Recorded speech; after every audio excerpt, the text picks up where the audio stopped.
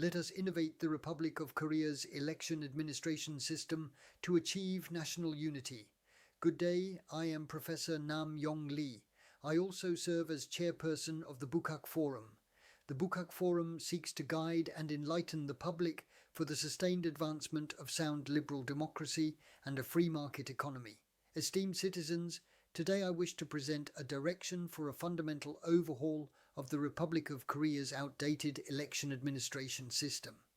My purpose is not to criticize any particular party or individual, but to diagnose, from an institutional and structural perspective, why our election administration organization has not fully performed its role, and to propose concrete improvements grounded in global standards and the Federal Enterprise Architecture, FEA, of the United States government. In our country, the National Election Commission is a constitutionally independent body that, under the Public Official Election Act and other relevant laws, is mandated to oversee elections and national referendums. In practice, however, the Commission has not secured a level of trust and professional competence commensurate with its constitutional status, and the cause lies not in the failings of a few individuals, but in the institutional structure itself. First, the Commission's members and its secretariat form a heterogeneous structure that prevents the organization from functioning as intended.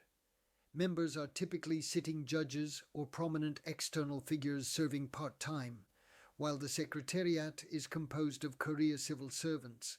The problem is that in election-related litigation, a member who appears as a defendant can, in substance, monopolize investigative, prosecutorial, and adjudicative authority. In such a structure, equitable election litigation becomes fundamentally impossible, meaning that no public office candidate can easily raise an objection. Therefore, the mode of constituting the Commission must shift away from the current practice of judges or outside figures serving concurrently and be redesigned as an open, competitive appointment system akin to that of Secretariat staff. By publicly selecting members who combine expertise with independence, the professional competence and fairness of the election administration body can finally be secured. Second, the numbers and cost structures of both the Secretariat and the members are excessively expansive and wasteful. Nationwide elections in the Republic of Korea, local elections, general elections, and presidential elections combined, occur on average only about 0.6 times per year. In other words, actual election administration work is concentrated in a very limited period each year. Nevertheless, both the central and local commissions, as standing organizations, consume excessive manpower and budget. Furthermore, commissions at various levels manage internal elections of university student governments, various cooperatives, agricultural and fisheries cooperatives, and other private organizations, thereby performing tasks beyond their essential function of administering state elections. They also monitor candidates' every-minute action to an excessive degree, which is wasteful. The Commission must now withdraw from these ancillary election tasks and focus exclusively on its constitutional core function of administering public elections. This is essential for improving organizational efficiency, reducing budgetary waste, and professionalizing administration. Third, the advance voting system should be abolished. Citing the goal of raising turnout, the Commission has separated advance voting from election day voting and allotted 2 or more days for casting ballots. Yet this has produced significant adverse effects on election fairness and integrity. Persistent transparency controversies arise regarding the storage, transport, and surveillance of ballot boxes, and forecasts of results before election day can influence the election itself, creating substantial institutional confusion. Turnout should not be raised merely by convenience. It should be raised by trust and fairness, which is the true path of democracy. It is desirable to adopt a single-day voting system with dual verification through both electronic and paper-based methods as practiced in Taiwan. The advance voting system should now be abolished. Let us now reframe these issues through the architectural lens of FEA. FEA is a framework that integrates an organization's functions, services, performance, technology, and data across 5 pillars: BRM, SRM, PRM, TRM, and DRM. Election administration can likewise be defined as a national service. From the BRM, Business Reference Model perspective, we should classify election administration functions. From the SRM, Service Reference Model perspective, we should standardize procedures and responsibilities.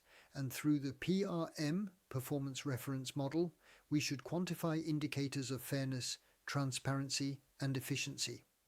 In addition, through the TRM, Technical Reference Model, and DRM, Data Reference Model, we should codify technology and information governance to integrate and manage data related to voting, counting, tabulation, and audit.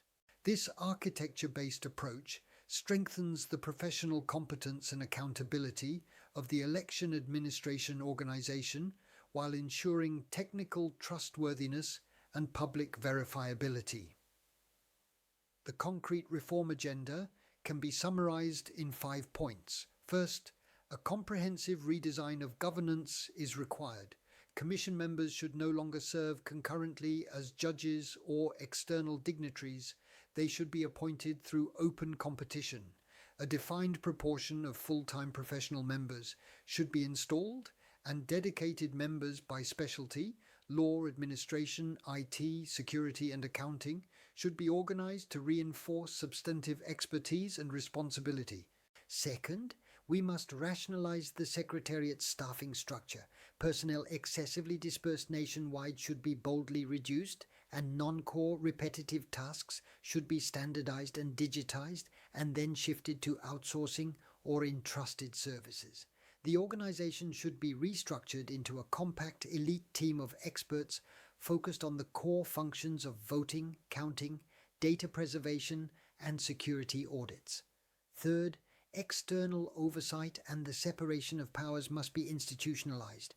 The current structure, in which the Commission internally audits itself and executes discipline and dispositions, creates conflicts of interest. Investigative, audit, and cyber forensic functions should be separated into an independent election audit bureau, and external civic watchdogs and the press should be enabled to conduct continuous oversight. Fourth, technology and data governance must be reformed. Software used for electronic counting and tabulation should be subject to source code disclosure, hash-based integrity verification, and periodic external security evaluations.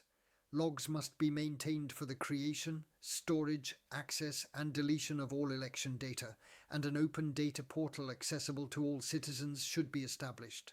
Fifth, performance management and citizen participatory verification procedures should be institutionalized. Polling place counting videos, scanned records, and result verification values should be transparently disclosed, and independent civic monitors, the media, and international observers should be granted access. Transparency indicators should be embedded within the PRM framework, and an annual election administration performance report should be published. Moreover, the powers of the central and local bodies should be rebalanced. The centre should focus on standardization, technical support, and audit, while local bodies should focus on field execution and regional oversight. Redundant organizations should be streamlined, and personnel expenditures substantially reduced to prevent waste of public funds. These institutional improvements may face many obstacles, but urgent innovation is the only path to restoring the nation's trust capital. As a first step, the concurrent service of judges and similar figures should be abolished. A minimum full-time professional member system should be introduced. Such members should be hired through open competition, and the Commission's non-core tasks, such as university presidential elections, should be completely eliminated by explicit amendments to the Public Official Election Act and related laws. As a second step, legal frameworks ensuring technological transparency and data management should be advanced. As a final step, the system should be completed by abolishing advance voting and adopting a single-day voting system, as in Taiwan, thereby ensuring that the people themselves are the true owners of elections. Fellow citizens, fair elections are the lifeblood of democracy. Reforming the election administration system is not a matter of party or regime. It is a national imperative to restore public trust.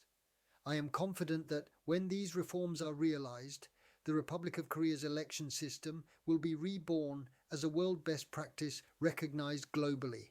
In closing, let me emphasize that reforming the election administration system must not be a political attack, but an administrative innovation for the benefit of the people. The greatest legacy we must pass on to the next generation is an honest and transparent public election administration system. That is the true beginning of liberal democracy. I believe in our people, who are among the very best in the world.